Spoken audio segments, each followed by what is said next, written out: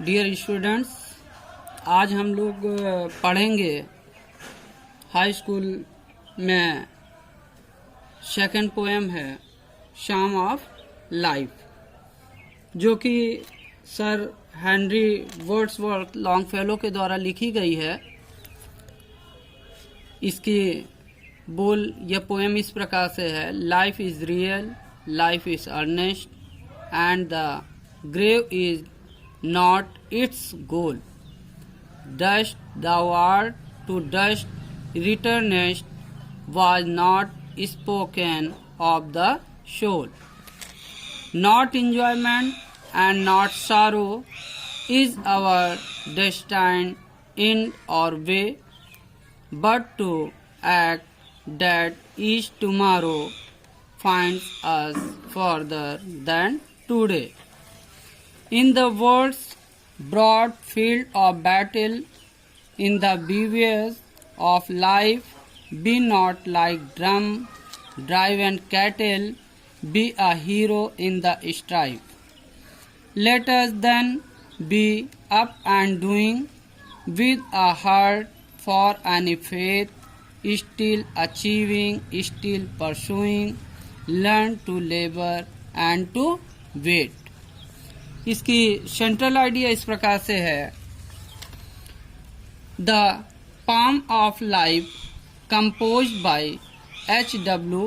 Longfellow is an inspiring poem. It tells us in clear words that life is real and earnest, so it should not be wasted in joy and sorrow in our life. We should be courageous and not like a dumb-driven cattle, so we should be up and doing, facing every difficulty that comes before us. Our way of life should inspire others to be brave. इसका Hindi translation में समझा रहा हूँ, आप लोग ध्यान से देखें।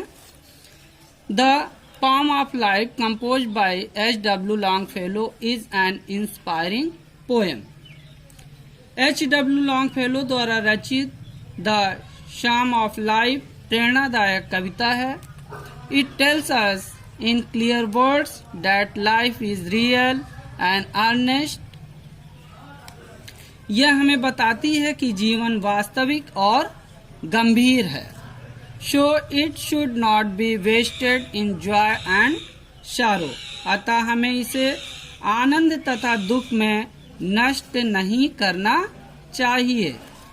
In our life we should be courageous and not like a dumb-driven cattle. अपने जीवन में हमें साहसी होना चाहिए, ना कि मूक पशु के समान जो दूसरों द्वारा बलपूर्वक अपनी इच्छा द्वारा चलाए जाते हैं। So we should be up and doing, facing every difficulty that comes before us. अतः हमें जीवन के कठिनाइयों का सामना करने को तैयार रहना चाहिए। Our way of life should inspire others to be brave. हमारे जीवन का प्रवाह ऐसा होना चाहिए जिससे अन्य व्यक्ति उससे प्रेरणा प्राप्त करके साहसी बन सके। ये हमारी सेंट्रल आइडिया पॉम ऑफ लाइफ, जो शाम ऑफ लाइफ है, इसका हिंदी अनुवाद आप लोग देख लें। Psalm of life, life is real, life is earnest. तो हेनरी वर्ड्सवर्थ लॉन्गफेलो द्वारा लिखी गई पोयम है। इसमें कवि अपने देश के नवयुवकों को परामर्श देते हुए कहते हैं कि हमारे जीवन का एक उद्देश्य होना चाहिए। हमें अपने देश के प्रति ईमानदारी गंभीरता से कार्य करते रहना चाहिए और हमारे जीवन के उच्च आदर्श को प्राप्त करने के लिए उच्च उद्देश्य अवश्य बनाने चाहिए। हिंदी अनुवाद, life is real, life is earnest and the grave is not its goal. Poet कहता है कि जीवन एक सत्य है, जीवन निर्णयात्मक है, अर्थात हमें अपने जीवन में अनेकों बार निर्णय लेने पड़ते हैं। And the grave is not its goal. Grave कब्र इसका लक्ष्य या उद्देश्य नहीं है। कहने का तात्पर्य यह है कि मृत्यु जो है वो जीवन का अंतिम उद्देश्य नहीं है।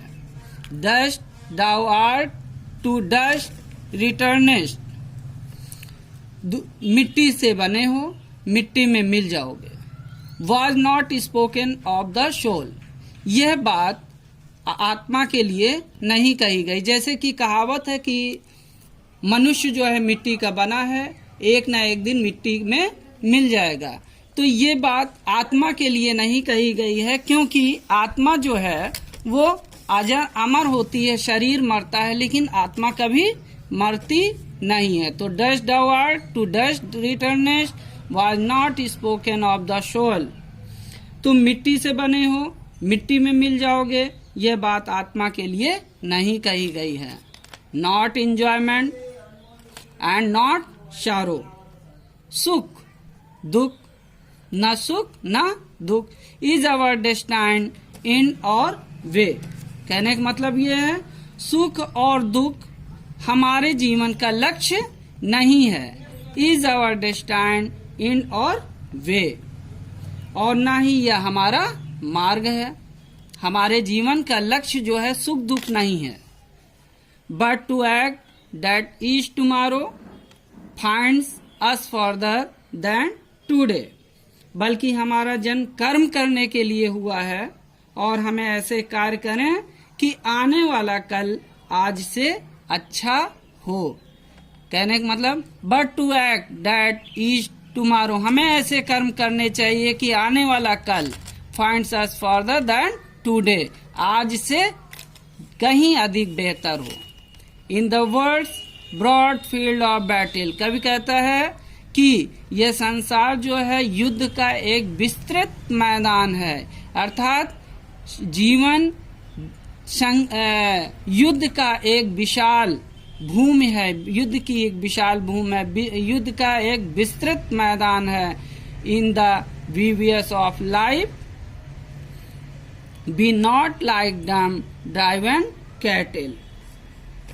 इसमें इस जीवन में हमें जो इन द वीवियस ऑफ लाइफ एक अस्थायी पड़ाव है, इस अस्थायी पड़ाव में जीवन में हमें गूंगे या मूक भेड़ बकरियों की तरह जीवन नहीं जीना चाहिए। Be a hero in the strife. हमें संघर्ष के साथ एक वीर योद्धा के समान जीवन के संघर्ष का सामना करना चाहिए।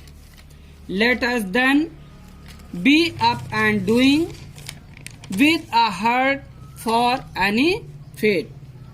हमें पूरे दिल से खड़े हो जाना चाहिए, कर्म करना चाहिए और मन बना लेना चाहिए। विद ए हार्ट मन बना लेना चाहिए कि भाग्य कैसा भी हो, फॉर एनी फेथ, भाग्य कैसा भी हो, स्टिल अचीविंग, स्टिल परसुइंग। अधिक सफलता प्राप्त करने के लिए हमें परिश्रम करते रहना चाहिए। Learn to labour and to wait. हमारा केवल कर्म करना ही उद्देश्य होना चाहिए और परिणाम का हमें इंतजार करना चाहिए। डियर स्टूडेंट्स, जैसा कि मुझे लगता है कि समझ में आ गया होगा। यदि नहीं भी समझ में आया तो मैं फिर क्लास ले लूँगा, और जो भी नहीं समझ में आया है आप कमेंट्स लिखेंगे, मैं फिर से समझा दूंगा। It's okay.